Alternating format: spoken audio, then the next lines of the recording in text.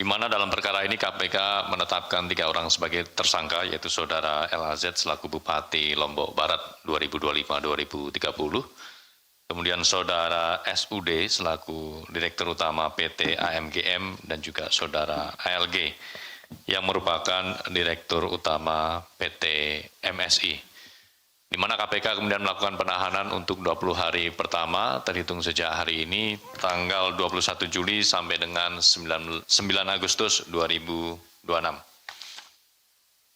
Dari peristiwa tertangkap tangan ini menunjukkan bahwa komitmen terhadap integritas belum sepenuhnya menjadi landasan dalam menjalankan amanah sebagai kepala daerah. Padahal jabatan publik merupakan mandat untuk meningkatkan kesejahteraan masyarakat, bukan disalahgunakan demi kepentingan pribadi maupun kelompok.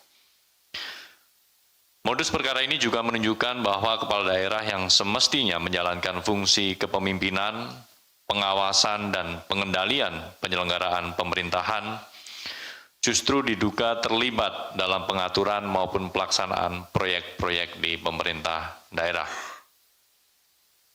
Praktik semacam ini tidak hanya mencederai prinsip tata kelola pemerintahan yang baik, tetapi juga menghilangkan kepercayaan masyarakat terhadap penyelenggaraan pemerintahan daerah yang seharusnya berpihak pada kepentingan publik.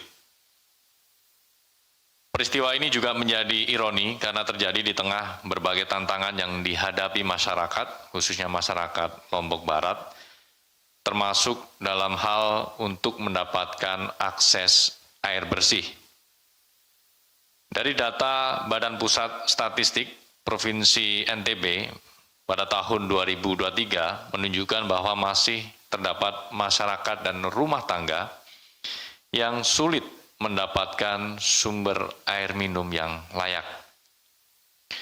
Kondisi ini semakin memprihatinkan mengingat LAZ selaku Bupati Lombok Barat sebelumnya memiliki pengalaman panjang, yakni selama 17 tahun sebagai Direktur Utama Perusahaan Air Minum Daerah PT AMGM, seperti melanggengkan praktik tersebut melalui Direktur Utama PT AMGM yang baru.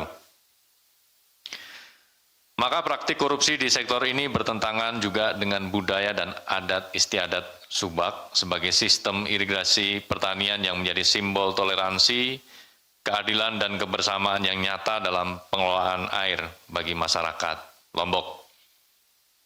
Karena itu sudah seharusnya setiap rupiah anggaran daerah yang dikeluarkan semestinya ditujukan untuk menjawab kebutuhan dasar masyarakat, terutama akses air minum yang layak sebagai hak dasar manusia yang perlu dipenuhi.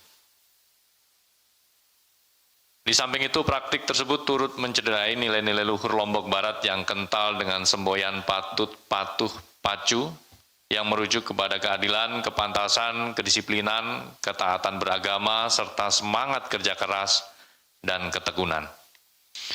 Terlebih, melalui upaya pencegahan korupsi, KPK sebelumnya juga telah memetakan area rawan di dalam instrumen MCSP, di mana nilai MCSP 2025 Kabupaten Lombok Barat berada di angka 74 poin, dengan area perencanaan senilai 66 poin dan anggaran 71 poin. Nilai tersebut mengalami penurunan 12 poin jika dibandingkan dengan MCSP tahun sebelumnya, yaitu 2024, yang mendapatkan nilai 86 poin dengan area pengelolaan pengadaan barang dan jasa senilai 57 poin. Di sisi lain, integritas Pemkab Lombok Barat juga terpotret pada instrumen survei penilaian integritas, di mana terdapat penurunan signifikan sebesar minus 4,6 poin. Koreksi, minus 4,06 poin. 06 poin. Pada SPI 2024, Pemkab Lombok Barat berada di angka 71,12 dan menurun tajam menjadi 67,06 pada SPI 2025, atau masih berada di zona rentan.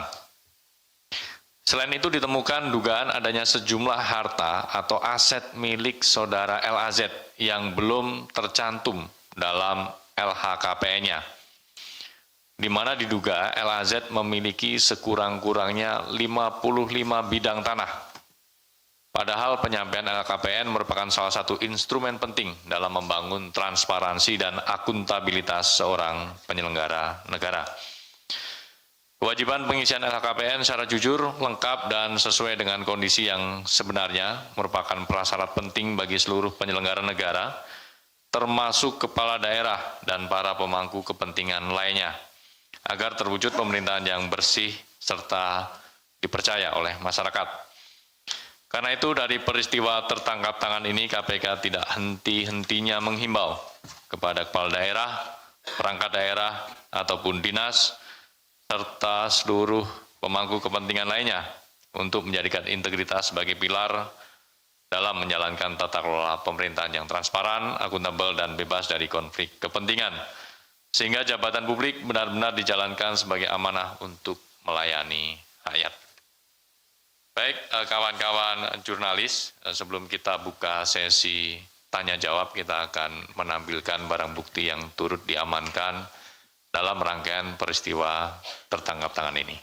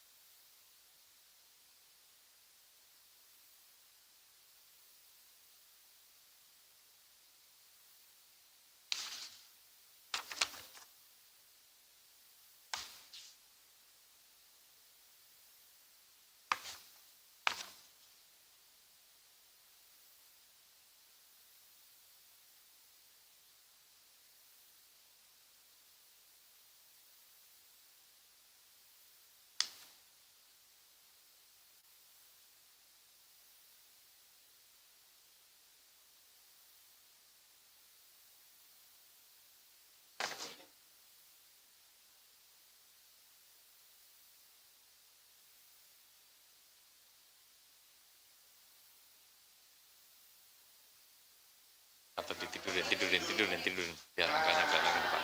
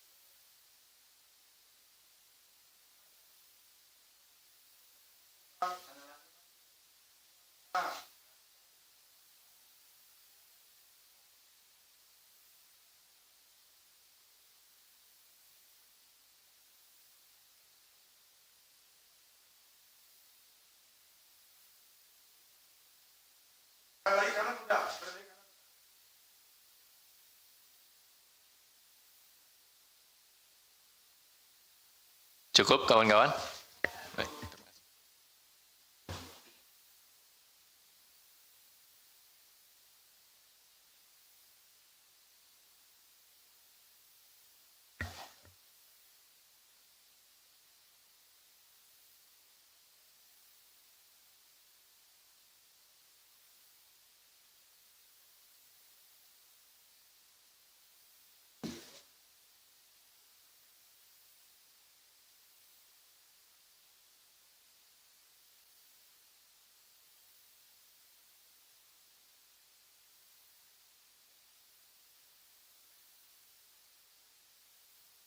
Pakai sarung tangan.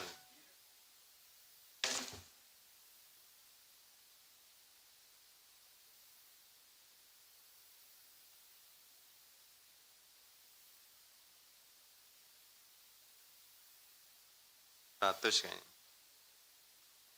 110 kan? Jadi uang-uang yang ditunjukkan ini bagian dari keseluruhan barang bukti yang diamankan dengan total sekitar 9,06 miliar. Baik, terima kasih.